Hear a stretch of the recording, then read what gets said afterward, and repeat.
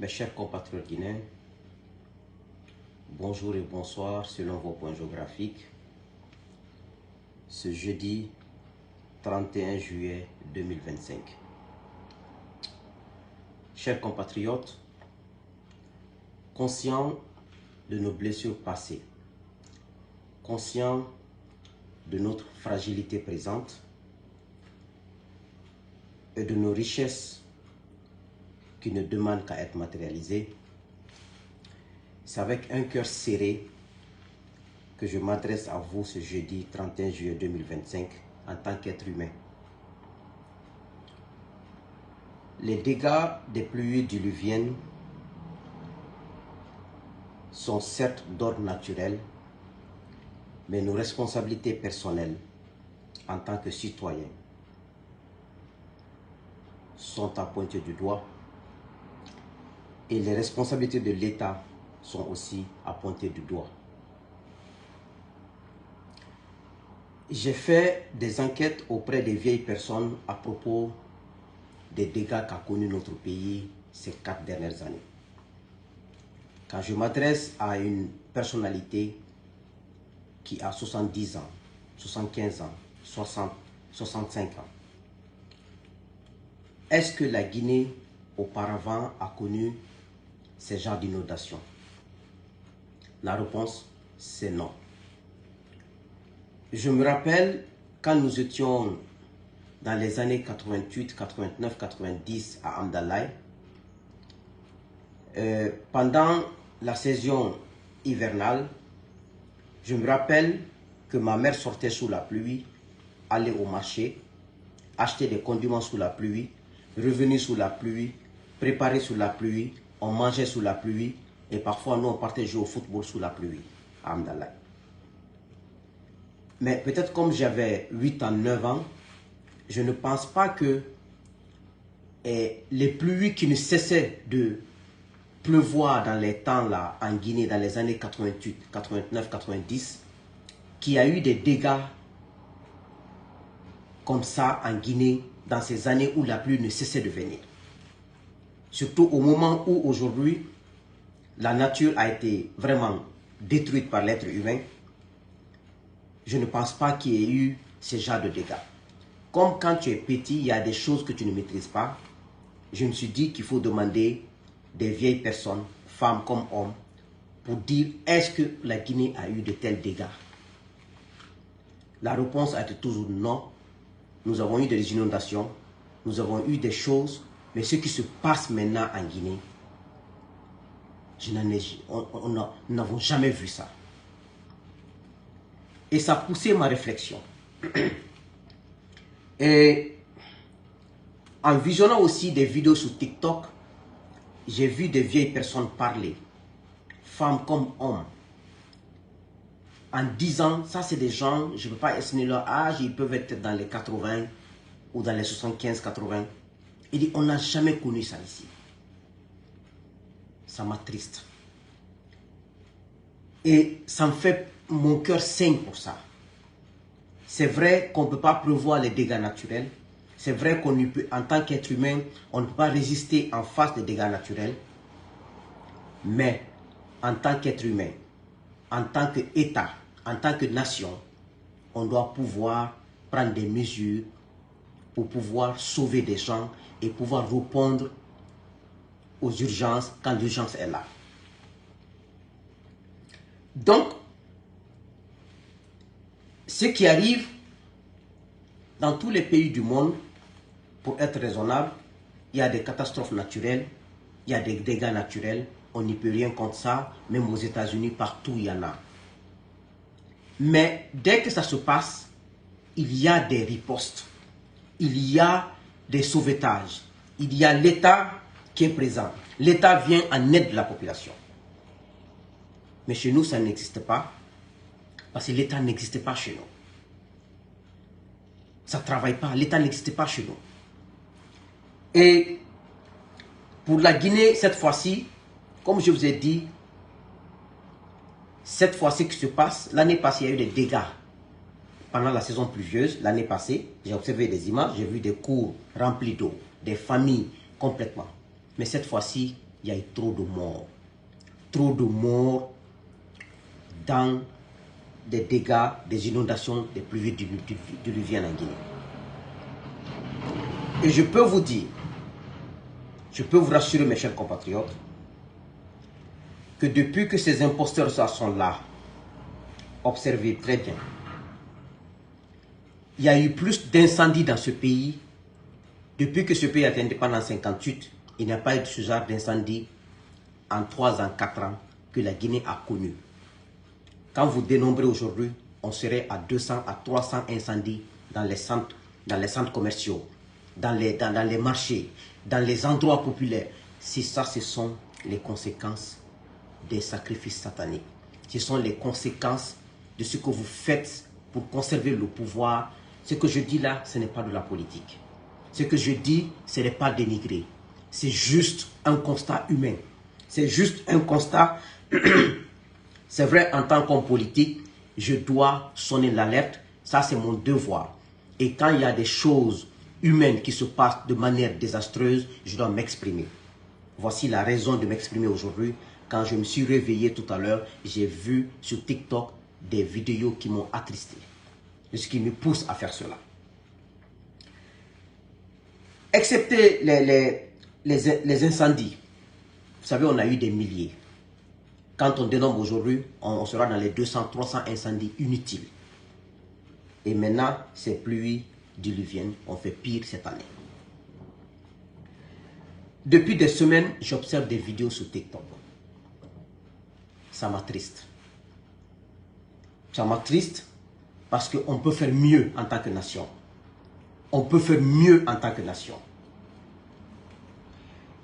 Regardez, aujourd'hui, la richesse que nous avons en Guinée, les moyens que nous avons sur place. Je ne parle même pas de les ressources naturelles, je ne parle pas de ça. Comptez aujourd'hui, quand le régime déchu a été débarqué, des milliers de 4x4 étaient garés de 80 000 $, 70 000 $, 50 000 $. Pendant ce temps, le vrai sérieux, la sécurité de la population. Cette transition est venue, ils ont donné des contrats à leurs amis vendeurs de voitures pour acheter des voitures amenées pour que l'État débourse de l'argent encore pour enrichir ces hommes-là. Des voitures de 70 000 $, 80 000 $. Si on rassemblait toutes ces sommes, on achetait des ambulances. On achetait des véhicules de pompiers amenés en Guinée. Former des jeunes qui passent, qui finissent l'université, qui n'ont pas le travail. Des jeunes fainéants qui passent le temps dans les bureaux, qui se font appeler communicants, qui ne travaillent pas, qui ne font rien, qui vont arnaquer 1 million, 2 millions par jour ou par semaine, qui vont dormir. Et les minimums de pompiers qui sont là, ces pompiers qui ne sont pas bien rémunérés.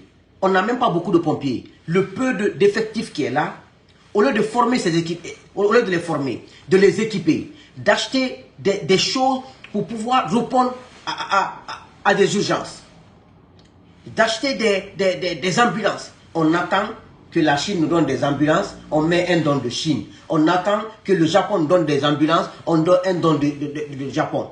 Pourtant, ces ambulances-là ne coûtent même pas plus de 100 000 $. Et pendant ce temps, on a des voitures, 100, 200, 300 voitures de 70 000, 80 000 $ que l'État prend, donne à des fainéants. Voici mon cri de cœur. Voici ce qui m'attriste.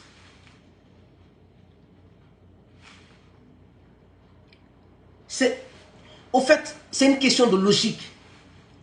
Ce n'est pas une question, il est contre le pouvoir, il n'est pas contre le pouvoir, mais je parle là de la sécurité de la nation guinéenne.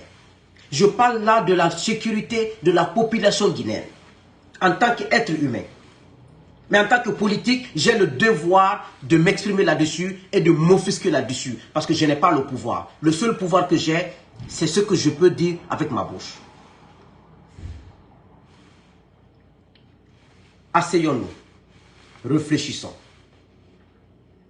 Même des accidents. Combien d'accidents dans ce pays? Il y a des accidents dans tous les pays, c'est normal.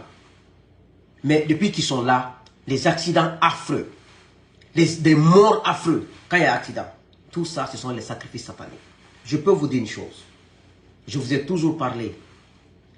C'est comme ça que je disais encore au régime dessus, leur comportement. Si on vous dit que ces gens-là ont fait des sacrifices humains, ne dites pas que c'est faux. Ils ont fait pire que tout ça. Parce qu'ils veulent conserver leur pouvoir, parce qu'ils n'ont pas de valeur. Parce qu'on peut avoir des valeurs, des compétences, de l'intelligence, des valeurs morales. On peut avoir ça et avoir des gens qui te soutiennent en âme et conscience avec responsabilité. Mais ils savent qu'ils sont dans le mensonge. Ils savent qu'ils vivent dans le mensonge. Ils savent qu'ils vivent dans le vol des deniers publics. Ils sont obligés de corrompre les populations. Ils sont obligés de corrompre des gens pour que les gens les soutiennent. Il n'y a pas de secret. Il n'y a pas de secret. Donc, asseyons-nous, réfléchissons. Ça, ce n'est pas de l'émotion. Ce n'est pas des verbiages. Ce n'est pas masquer des choses, mais c'est la réalité. Vous savez, quand Dieu est fâché contre une nation, il envoie de l'eau, du feu, des accidents, pour vous montrer qu'il est fâché. Parce que nous n'avons pas un comportement sain. Nos aïeux n'avaient pas tout ça, n'avaient pas les moyens là. Mais ils vivaient tranquillement. Parce qu'ils avaient un comportement sain. Aujourd'hui, on pense qu'on a réussi. Quand on fait de la ruse, quand on vole d'argent public, on s'enrichit.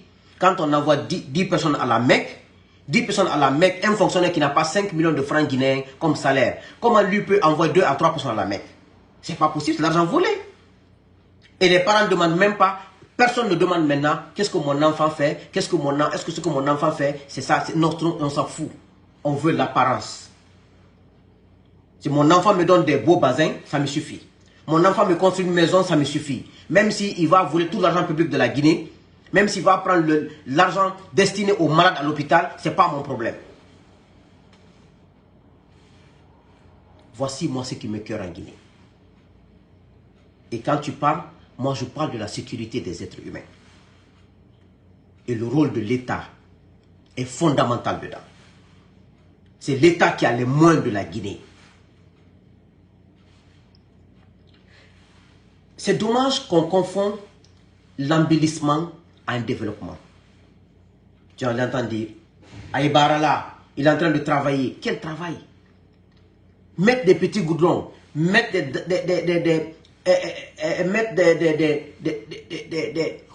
construire des maisons. Ça, c'est pas le développement. Le développement est structuré. Le développement est organisé. Le développement est un processus. Il n'y a pas de fin. Un processus à long terme. On ne se réveille pas le matin pour dire qu'on veut développer une nation. Ce sont des plans qu'on met en place. Ce sont des structures qu'on met en place. C'est des organisations. C'est avec de la compétence. Quand tu n'as pas la matière grise, tu ne peux pas développer une nation. On ne développe pas une nation. Tu peux pas. Tu peux conduire une voiture parce que tu veux conduire une voiture? Non, tu ne peux pas. Tu peux conduire un avion parce que tu veux piloter un avion? C'est impossible. Il faut de la matière grise. Il faut des formations. Il faut de la formation. Un illettré prend les armes. Il se drogue, il prend l'alcool, il va tuer des gens, il n'associe pas des vrais intellectuels, des vrais fils du pays, il dit qu'il veut développer une nation. Avec quoi il va développer la nation? Creuser des fossés, mettre un ciment dedans, et construire un étage, ça c'est le développement. Le développement va, c'est-à-dire c'est complexe. Ça n'a rien à voir avec construire un étage, 2 étages, acheter 10 voitures, et mettre la piscine ici, embellir ici, qu'il est en train de développer. Développer quoi? Le développement ne se fait pas comme ça. On ne décrète pas le développement. C'est un processus. Et puis c'est avec la matière grise. Quand tu n'as pas quelque chose dans ta tête, tu ne peux pas. Quand c'est la boue qui est là, tu ne peux pas. Même quand tu as la volonté. La volonté ne suffit pas. Hein? Quand tu es de bonne foi, tu as la volonté, tu n'es pas compétent, tu n'as rien dans ta tête, tu ne peux pas développer une nation.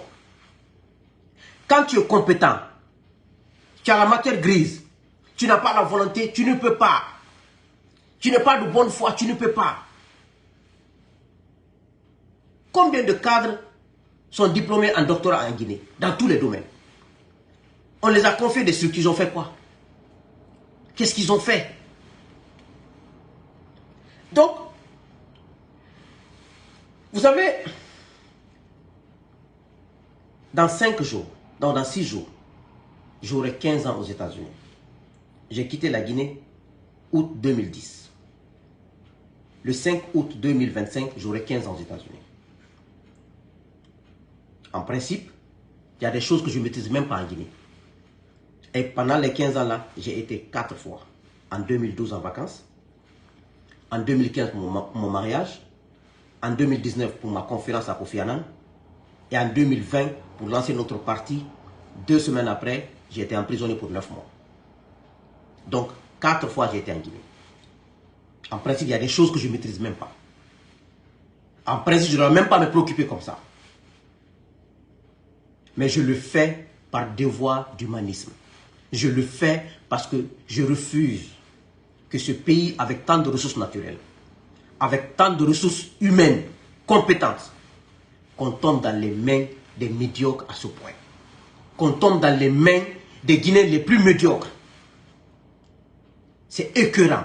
Ça fait pleurer le cœur. Je n'ai aucune haine contre eux. Ça ne m'intéresse même pas. Moi, je ne peux même pas avoir de haine contre eux. Je ne les connais même pas. Mais ils ne peuvent pas être à la tête de notre nation parce qu'ils n'ont ni la capacité intellectuelle, ni les valeurs humaines, ni des valeurs républicaines pour gérer une nation. Voici pourquoi je suis révolté. Vous savez,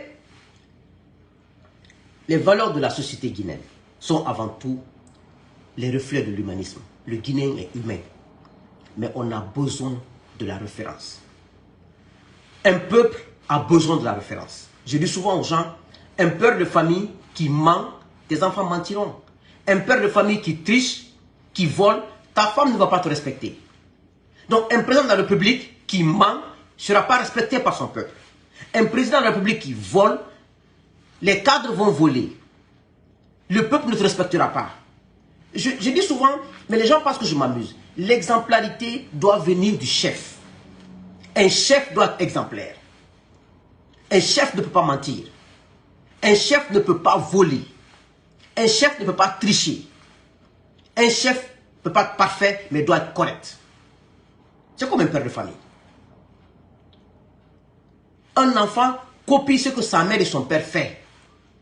Peut-être dans l'avenir, il peut vouloir prendre un autre chemin, mais ce que l'enfant voit dans la maison est ce qui limite dehors.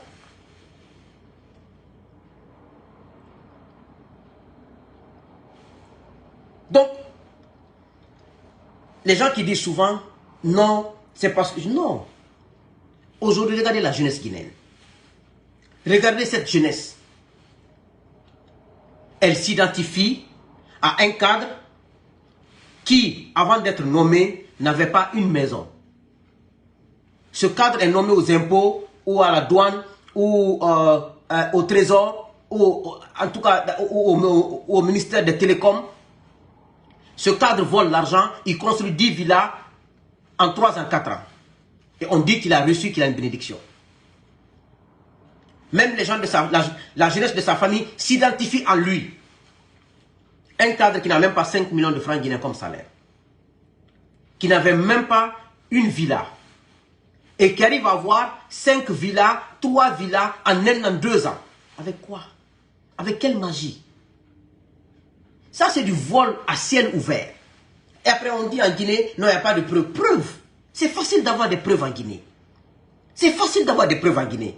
Quelqu'un qui a été nommé, qui n'a même pas 3 chambres salon de maison, et qui a plus de 3 à 4 villas. Mais c'est du vol. Vous pensez que c'est quoi? Mais c'est du vol. On n'a pas besoin de chercher des preuves ailleurs, non. C'est des choses qui sont devant nous, devant nous. Tu vois chez les ministres, tu trouves 5 à 10 4x4 garés, des 4x4 qui coûtent minimum 50 000 $. Où il a enlevé ça? Qu'est-ce qu'il fait avec ça? Allez chez les ministres. Vous allez trouver des voitures dans les cours. Un État qui est en faillite complètement. C'est pour ça que je disais hier que la société guinéenne est une société aujourd'hui profondément affaiblie sur les plans moral et éthique. On est complètement. Il y a tellement de choses à faire en Guinée. Il y a tellement de choses à faire en Guinée. Tous ces jeunes qui passent dans les quartiers, qui passent le temps à crier, on peut les appeler, les mettre dans des structures, les mettre au travail, assainir cette nation, faire le travail de pompier, de secouriste, faire le travail de secouriste, même avec les ambulances. Tout ça, c'est de la formation. On prend l'argent, on fait ça. Mais on prend l'argent, on donne à des artistes qui n'ont pas d'avenir, des artistes qui n'ont pas de carrière, des artistes qui n'ont aucune inspiration, qui n'ont aucune valeur ajoutée sur la nation. On laisse les enseignants qui doivent enseigner des valeurs à l'école. On laisse les médecins qui passent des nuits à l'hôpital et le matin qui n'ont même pas d'argent pour aller à la maison comme transport. Des militaires qui ont fait 30 ans, 25 ans dans cette armée, en train de service loyalement, qui n'ont même pas de quoi manger chez eux, qui n'ont même pas une seule maison. Voici ce qui me cœur en Guinée. Et je peux vous garantir une chose. Cette situation guinéenne aujourd'hui, avec ces pluies diluviennes, avec tous ces dégâts, mais c'est un signe. C'est un signe. Soit c'est la mort d'un chef, soit c'est la chute d'un pouvoir. Je vous dis aujourd'hui, ce 31 juillet 2025, ne me croyez pas. Vous pouvez dire Souleymane Condé est en train de dire des contre-vérités. Souleymane est en train de... Il n'est pas Dieu. Je ne suis pas Dieu. Je ne suis pas prophète. Je ne suis même pas un érudit. Je suis qu'un simple être humain qui a un cœur. Qui veut que les êtres humains vivent dans de bonnes conditions. Qui souhaite autre chose pour des valeurs. Pour qu'on sache que nos dévanciers ont raté leur mission. Ceux qui nous ont dévancés dans la gestion de l'État, dans la politique, ont échoué parce qu'ils ont laissé une nation sans valeur, une nation sans morale, une nation où la jeunesse ne s'identifie qu'aux voleurs de la République, où la jeunesse ne cherche pas le mérite, où le travail n'est pas récompensé, où quand tu dis la vérité, tu es rejeté. Quand tu mens, tu deviens populaire. Quand tu triches, tu es respecté. Voici la nation que nous avons. Notre combat, c'est pour que la nation là ait un socle basé sur la justice. Une nation où on peut dire la vérité sans avoir peur. Une nation où la femme est protégée. Où les enfants sont protégés. Où les personnes démunies sont prises en charge et sont protégées. Où le mérite est acclamé et célébré, non piétiné. Mais moi j'ai foi en Dieu. Je ne reculerai jamais par la grâce de Dieu. Et nous allons gagner ce combat. Ce combat pour une nation où le mérite est célébré. Où la justice est le socle de la nation. Où les magistrats et les juges ne jugent pas les gens par l'apparence, par les noms de famille. Où ce n'est pas l'État, le chef d'État qui dicte aux magistrats, aux procureurs ce qu'ils doivent faire. Où les procureurs utilisent la loi unique que la loi pour les populations. Nous allons gagner le combat. Moi, je ne me découragerai jamais. Mais je vous dis une chose. Ces catastrophes naturelles m'indignent. Ça m'attriste. Parce qu'on n'a même pas de secours pour venir voir les gens. Je regardais une vidéo aujourd'hui, il y a un jeune qui témoignait qu'il y a un mur qui est tombé sur eux. Il y a combien de personnes qui sont mortes. Lui, il a pu s'en sortir. La pluie a envahi des maisons, des cours. C'est vrai, la population, on a notre part de responsabilité en achetant des terrains, en allant construire des maisons dans des bas-fonds, en bouchant le trou à l'eau. Mais si la population n'a pas d'État, elle fait ce qu'elle veut.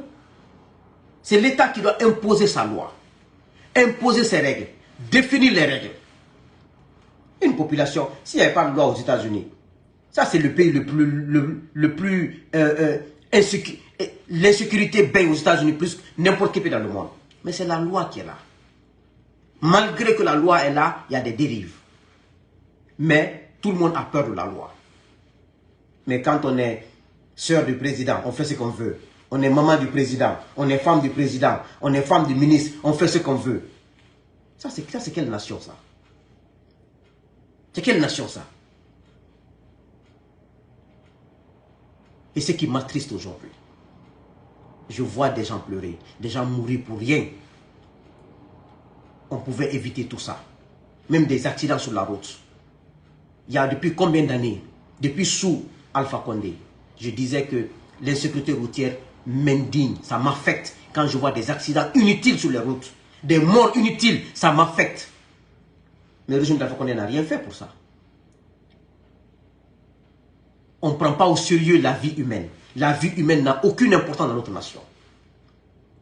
Sinon, la sécurité routière devait être la priorité des priorités des régimes. La sécurité de la population doit être la priorité des priorités. Mais ce que je vous dis, tous ces dégâts, ce n'est pas fortuit. C'est la chute d'un régime, la chute d'un pouvoir ou la mort d'un président. Ou d'une grande personnalité. Vous allez voir ce qui va se passer. Que Dieu bénisse la Guinée. Que Dieu vous bénisse. Tenez bon, ne vous découragez jamais. La vérité triomphe toujours. Elle est très lente. Elle est très lente, mais elle va triompher. Le bien triomphe toujours. Le mal n'a jamais une fin heureuse. Le mal n'a jamais une fin heureuse. Quelqu'un qui commet le mal, l'injustice, l'abus de pouvoir, ne pensez pas qu'il est fort. Dieu l'attend au tournant. Le jour où il va tomber, vous allez voir pourquoi il ne faut jamais s'aimer le mal. Je vous remercie.